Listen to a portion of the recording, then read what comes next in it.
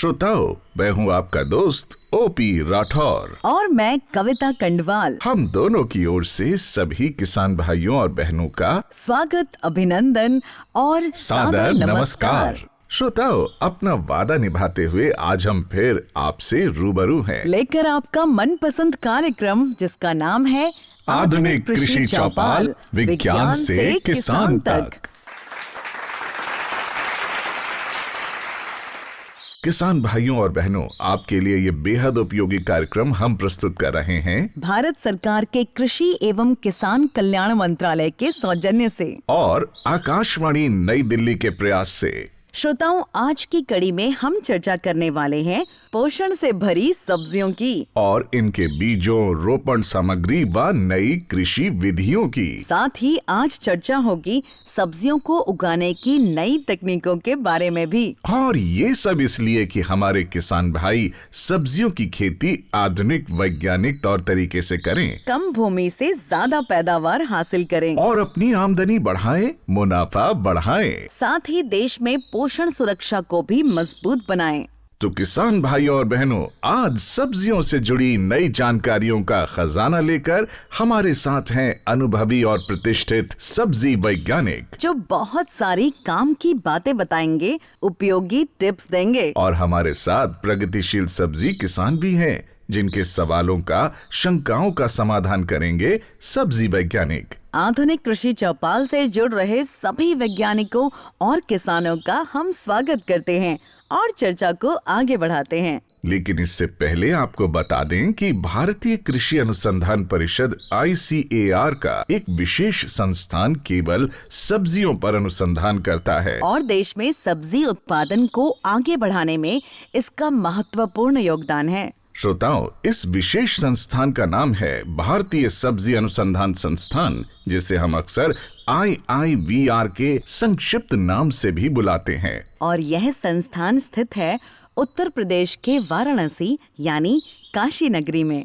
हमारे लिए प्रसन्नता की बात है कि इस संस्थान के निदेशक और प्रमुख वैज्ञानिक आज की आधुनिक कृषि चौपाल से जुड़ रहे हैं। तो अब हम कृषि चौपाल की शुरुआत करते हैं IIVR के निदेशक डॉक्टर राजेश कुमार से। डॉक्टर साहब, हमें और हमारे श्रोताओं को ये जानना है कि आपका संस्थान क्या अनुसंधान करता है और देश में सब्जी उत्पादन को कैसे बढ़ावा देता है। भारत सब्जी उत्पादन में विश्व में दूसरा स्थान रखता है और वर्तमान में हम 207 से ज़्यादा मिलियन टन सब्जी उत्पादन कर रहे हैं और 11.27 मिलियन हेक्टेयर से, और उत्पादकता हमारी लगभग 18.5 टन प्रति हेक्टेयर है। मैं बता दूं कि इस संस्थान का उदय 1992 में सब्जी परियोजना निदेशालय के रूप में हुआ था। तत्पश्चात 1999 में इनके उपलब्धियों को देखते हुए इसको भारतीय सब्जी अनुसंधान संस्थान का दर्जा दिया गया। हम अपने संस्थान की गतिविधियां अपने 3 विभागों, एक क्षेत्रीय अनुसंधान केंद्र और 2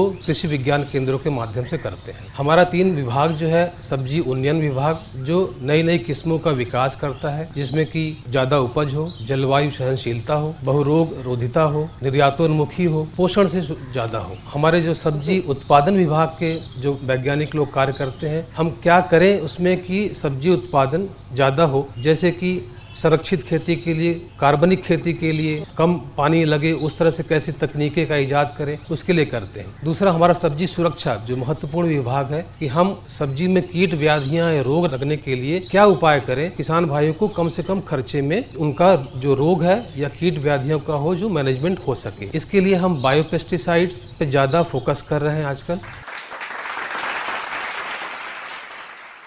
अब हमारे लिए, किसान भाइयों के लिए यह जानना भी जरूरी हो जाता है कि सब्जी संस्थान ने किन सब्जियों की कौन सी किस्में तैयार की हैं। हाँ, ताकि हमारे प्यारे किसान भाई इन्हें अपनाकर पैदावार बढ़ा सकें। और यह उपयोगी जानकारी दे रहे हैं संस्थान के सब्जी उन्नयन विभाग के प्रमुख डॉक्टर नागेंद्र राय जी। भारतीय सब्जी अनुसंधान संस्थान का सब्जी उन्नयन विभाग इस समय 42 सब्जियों पर कार्य कर रहा है और मैं आपको बताना चाहूँगा कि भारतवर्ष में 70 सब्जियां उगाई जाती हैं, जिसमें हम 60% सब्जियों की पर हम अनुसंधान कर रहे हैं, जिसमें हमारी 20 प्रमुख सब्जियां हैं, जैसे टमाटर है, बैंगन है, मिर्च है, फूल गोभी है। हम 22 अल्प प्रतिष्ठित सब्जियों पर भी हम खेती कर रहे हैं, जैसे हमारी कलमी साग है, पोई है, बथुआ है और स्वाड बीन है, विंड बीन है, सोयाबीन है। इन से अल्प प्रतिष्ठित सब्जियों पर भी कार्य कर रहे हैं। ये जानकर आपको खुशी होगी कि भारतीय सब्जी अनुसंधान के 34 साल हम पूरा कर चुके हैं और 34 साल के इस विभाग ने 134 प्रजातियों संकर किस्मों का विकास किया है और हमारी लगभग 40% प्रजातियां ऐसा हैं जो हमारे किसानों तक पहुंच चुकी हैं और जिसमें से कुछ प्रजातियां ऐसी प्रचलित हो चुकी हैं, जैसे हमारा टमाटर का काशी अमन है, बैगन का हमारा शंकर काशी संदेश है, मिर्च का हमारी जो है काशी कोमल है, काशी अनमोल है, काशी रत्ना है और इसी तरह से लोबिया में हमारी काशी कंचन है, काशी निधि है और भिंडी में हमारी काशी सैसूर है, काशी पराक्रम है। नेनुआ में आप में देखें तो काशी श्रेया है और काशी ज्योति है। अब हमारे साथ जुड़ रहे हैं सब्जी अनुसंधान संस्थान के बायोटेक्नोलॉजी विभाग के प्रधान वैज्ञानिक डॉक्टर डीपी सिंह। डॉक्टर साहब, क्या बायोटेक्नोलॉजी के दखल से सब्जी की किस्मों को रोगों और कीड़ों या जलवायु परिवर्तन के उतार चढ़ाव के प्रतिरोधी या सहनशील बनाया जा सकता है? डॉक्टर डीपी सिंह जी, जलवायु परिवर्तन को ध्यान में रखकर सब्जी की कौन सी किस्में विकसित की गई हैं जिन्हें हमारे किसान अपना सकते हैं? बायोटेक्नोलॉजी एक ऐसा क्षेत्र है जो आजकल काफ़ी तेज़ी से आगे बढ़ा है। जलवायु परिवर्तन के इस दौर में बहुत सारी समस्याएं हैं और रोग जो है वो पहले से ज़्यादा आक्रामक होकर सामने आ रहे हैं। तो इसलिए जो है वो उन रोगों के प्रकोप को कम करने के लिए ऐसी रोग रोधी प्रजातियों को विकसित करने की आवश्यकता है जिनके माध्यम से कि किसानों को लागत भी कम लगे, रासायनिक जो दवाइयाँ डालते हैं वो दवाइयों का खर्चा उनका कम हो, दवाइयों से जो पर्यावरणीय जो प्रदूषण हो रहा है वो भी बचे और उसके साथ साथ में जो है वो किसानों को उसका अधिक लाभ मिले। तो ऐसी प्रजातियां हम खासतौर से टमाटर में, मिर्च में, भिंडी में इस तरीके की प्रजातियां हम जो है वो वायरस फ्री जो पौधे हैं उनके लिए और इसके अतिरिक्त बैक्टीरिया से जो रोग हैं या फफूंद से जो रोग लग रहे हैं उनके निवारण के लिए हम तैयार कर रहे हैं। आमतौर पर तापमान में एकाएक या तो वृद्धि हो जा रही है या तापमान जो है वो कम हो जा रहा है, तो उससे बचने के लिए जो तापरोधी फसलें हैं, ऐसी फसलें जैसे टमाटर की तापरोधी फसलें, काशी तपस की एक वैरायटी है, यहाँ पे काशी अद्भुत की वैरायटी है, ऐसी फसलें जो है वो हम विकसित कर रहे हैं। इसके साथ साथ में जो पोषण सुरक्षा की बात आपने कही है, पोषण सुरक्षा में एक बड़ी चीज आती है सामने निकल के कि जो biofortified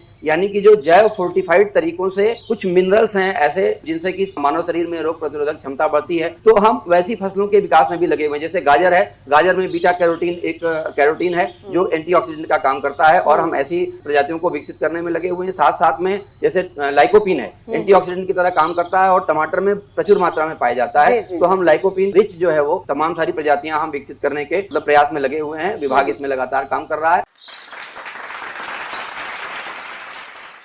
doctor DP Singh ji, हमारे किसान संजय कुमार जी कुछ खास जानना चाहते हैं। सब्जियों की खेती में सर कौन कौन से प्रमुख सूक्ष्म जीव काम में आते हैं और उसका इस्तेमाल कैसे होता है? किसानों को आजकल जैसा कि आप देख रहे होंगे सब्जियों की खेती में सबसे ज्यादा रासायनिक उर्वरक भी और ज्यादा से ज्यादा जो है वो पेस्टिसाइड्स भी, रासायनिक पेस्टिसाइड्स खास तौर से उसका उपयोग कर रहे हैं किसान हमारे। उसके चलते तमाम तरीके की समस्याएं हैं जिनमें कि स्वास्थ्य की समस्याएं भी हैं, पर्यावरण की समस्याएं भी हैं और जो हमारी मिट्टी है उसके और हमारे पौधों के स्वस्थ रहने की भी समस्याएं हैं। जो ये सूक्ष्म जीवों की बात इन्होंने की है, सूक्ष्म जीव वास्तव में एक आज के समय में एक टेक्नोलॉजिकल रूप से माइक्रोबियल टेक्नोलॉजी यानी कि जो सूक्ष्म जीवों की टेक्नोलॉजी है, बायोटेक्नोलॉजी है, उसमें एक बहुत तेजी से उभर कर आने वाला नाम है।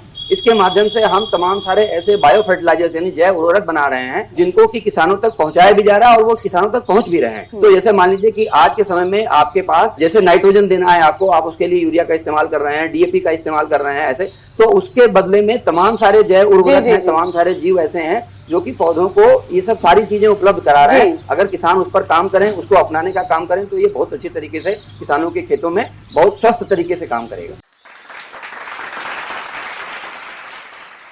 किसान भाइयों और बहनों, अब हम जलवायु परिवर्तन से निपटने की बात को थोड़ा और आगे बढ़ाते हैं और जानते हैं कि इनके लिए उत्पादन तकनीकों में क्या बदलाव करने चाहिए। हाँ, और ये महत्वपूर्ण जानकारी हमें दे रहे हैं IIVR के सब्जी उन्नयन विभाग के डॉक्टर अनंत कुमार। जैसे किसान, अब जलवायु परिवर्तन हो रहा, तापमान बढ़ रहा और तरह की परेशानियां आ रही, तो सबसे पहले आपको देखना होगा कि सही चीज का, सही किस्मों का चुनाव करें, क्योंकि कुछ किस्में ऐसी आ गई कि जिनको जो है आप परिवर्तन के हिसाब से ले सकते हैं कि गर्मी में भी टमाटर ले लें, उस तरह का आप कर सकते हैं। दूसरे हम लोगों ने एक तकनीक निकाली है जिसको फरो इरिगेटेड रेड बेड कहते हैं, जिसमें आप सब्जियां चौड़े बेड पे लगाते हैं और बेड के दोनों तरफ आप सब्जियां लगाते हैं और पानी सिर्फ कोण में देते हैं। तो इस तरह भी देखा गया, क्योंकि पानी की कमी भी आगे और ज़्यादा आने वाली है, सिंचाई के लिए पानी कम मिलेगा, तो आप चौड़ी बेड है उस पर सब्जियां उगाएं और पानी कोण से दें। तो इस तरह देखा गया कि 36% पानी अकेले इससे बच जाता है। उसके साथ अगर आप मल्च का प्रयोग कर लेते हैं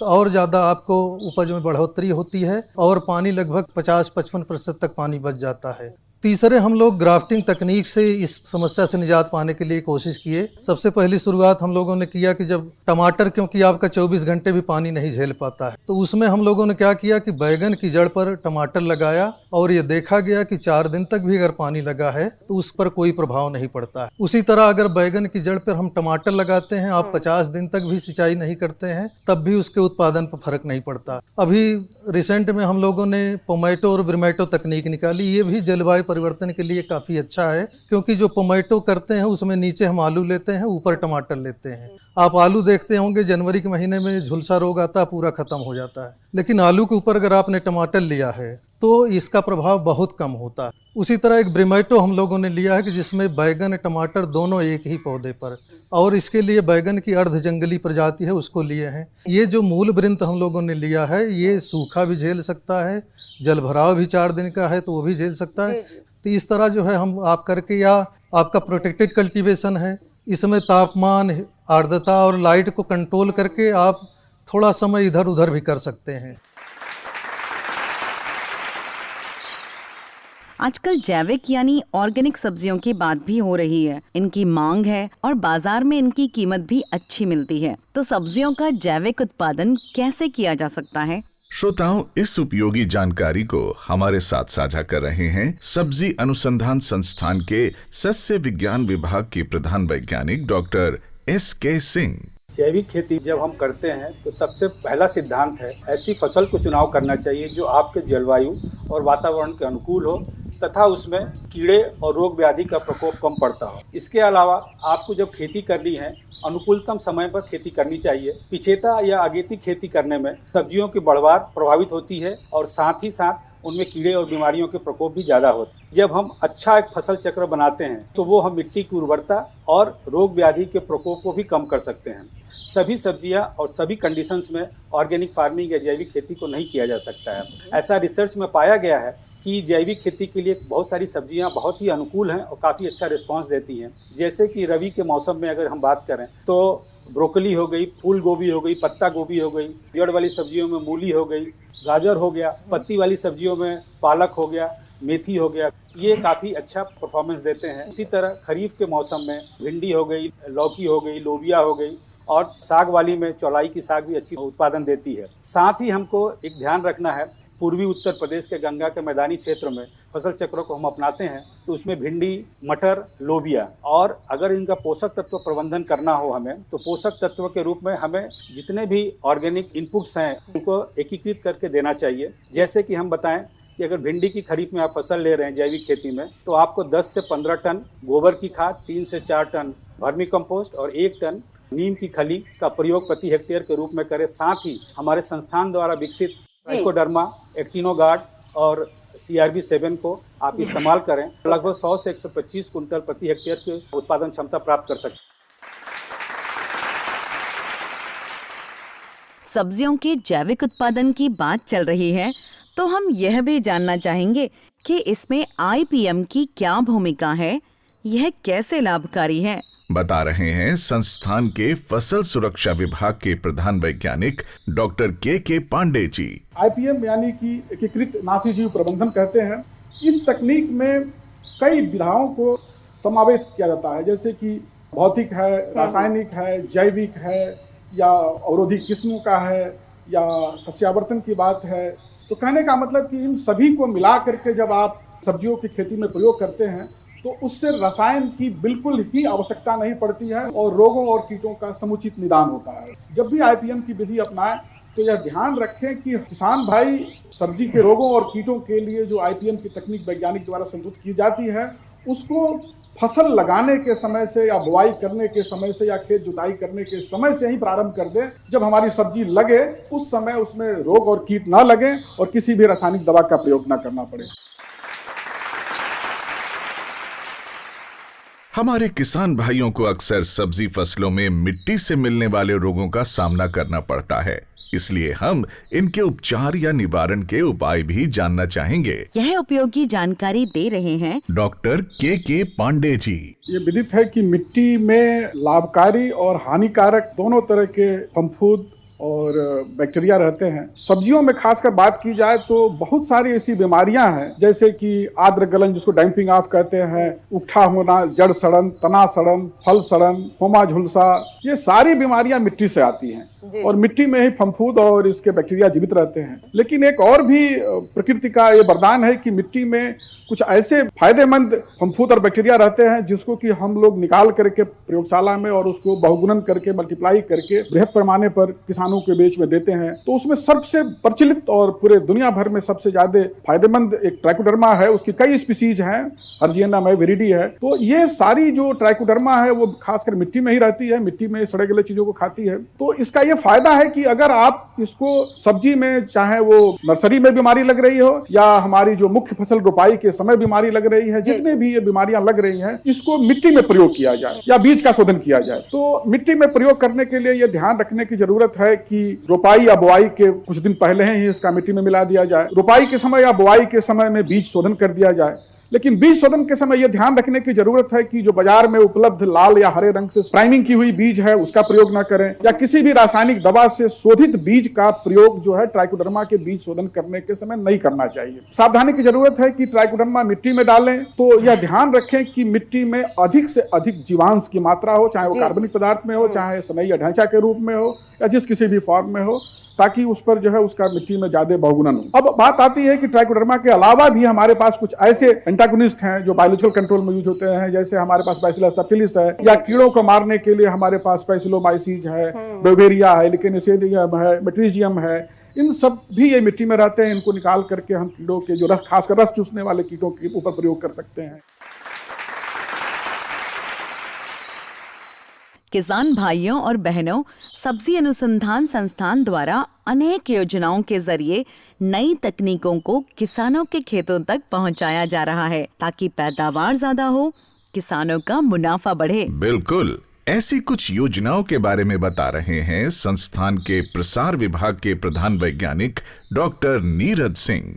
प्रमुख कुछ जो परियोजनाएं इस समय जो हमारे इस संस्थान के द्वारा चलाई जा रहे हैं उसमें सबसे पहले है फार्मर्स फर्स्ट। यह परियोजना पिछले एक दशक से जो है ये बनारस और मिर्जापुर के अलग अलग गांवों में यह परियोजना चलाई जा रहे हैं और इस परियोजना की खासियत ये है कि इसमें किसानों की सहभागिता के साथ साथ जो फार्मर्स इनोवेशन की हम बात करते हैं उसे भी ध्यान में रखा जाता है और उनके जो अवेलेबल रिसोर्सेज है, जो संसाधन उनके पास उपलब्ध है, उन चीज़ों को ध्यान में रखते हुए जो हमारे इस संस्थान की जितनी भी तकनीकें हैं उनको हम उन तक पहुंचाते हैं। और इसमें देखा गया है कि इससे हमारे लगभग जो है 15 से 30% तक की वृद्धि जो है सो अलग अलग जो है सो फसलों में पाई गई है। साथ ही साथ कुछ वर्गीकृत जो वो भी हमारे पास परियोजनाएं, फ्लैगशिप प्रोग्राम ये चल रहे हैं, जैसे कि अनुसूचित जाति के लिए और अनुसूचित जनजाति के लिए। अनुसूचित जाति के लिए वैसे तो सरकार पूरे देश भर में ये कार्यक्रम चला रही है, मगर ये संस्थान 3 राज्यों में, उत्तर प्रदेश, बिहार और पश्चिम बंगाल में ये कार्यक्रम जो है चला रहे हैं। और इस फ्लैगशिप प्रोग्राम में अनुसूचित जाति के जो हमारे किसान साथी हैं उनको जो है सो हम नई तकनीक के साथ साथ प्रदर्शन देते हैं, उसके प्रशिक्षण देते हैं, स्किल डेवलप हम करते हैं जिससे कि वो उसे अडॉप्ट करें और कम लागत में, क्योंकि खेती की जब हम बात करते हैं तो सबसे इम्पॉर्टेंट होता है कि कम लागत जिससे कि मुनाफा ज्यादा हो। तो कम लागत में कैसे हम उसे कर सकें ये तकनीक हम बताते हैं। साथ ही साथ जो अनुसूचित जनजाति के जो ट्राइबल्स हमारे साथी हैं उसके लिए उत्तर प्रदेश और झारखंड, ये 2 राज्यों में जो है सो हमारे ये फ्लैगशिप प्रोग्राम चल रहे हैं। और इसमें लगभग 40 गाँव में अब तक हम जो है सो अलग अलग जो है सो क्षेत्रों में जो है सो ये कार्य हम कर रहे हैं प्रशिक्षण और स्किल डेवलपमेंट कर रहे हैं, साथ ही साथ जो हम प्रदर्शन कर रहे हैं, डेमोन्स्ट्रेशन अलग अलग टेक्नोलॉजी के दे रहे हैं, और इससे किसानों को काफी लाभ हुआ है। और अब हम आधुनिक कृषि चौपाल की चर्चा को ले चलते हैं देश के सुंदर पूर्वोत्तर राज्यों की ओर। हाँ, और यहाँ सब्जी उत्पादन को बढ़ाने की बहुत संभावनाएं हैं, क्योंकि यहाँ प्राकृतिक खेती और जैविक खेती का बोलबाला है। IIVR द्वारा यहाँ सब्जी की खेती को बढ़ावा देने के लिए क्या कुछ किया जा रहा है, बता रहे हैं संस्थान के सब्जी उन्नयन विभाग के प्रधान वैज्ञानिक डॉक्टर राकेश कुमार दुबे। उन सभी राज्यों में अगर हम सिक्किम को देखें तो बाय डिफॉल्ट एक तरीके से ऑफिशियली वो ऑर्गेनिक स्टेट के रूप में डिक्लेयर भी है। साथ ही साथ अगर हम नेशनल एवरेज से देखेंगे फर्टिलाइजर और पेस्टिसाइड एप्लीकेशन का, तो उन राज्यों में निश्चित तौर पर बहुत ही कम मात्रा में पेस्टिसाइड वगैरह का प्रयोग होता है।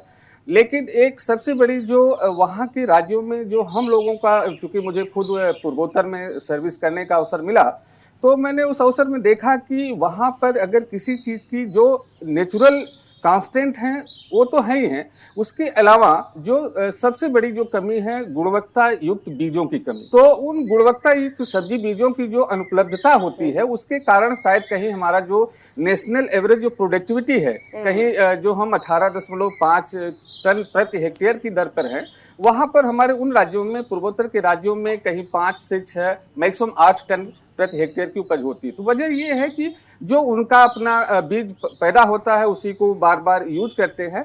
तो उस दिशा में भारतीय सब्जी अनुसंधान ने बहुत अच्छा पहल किया है।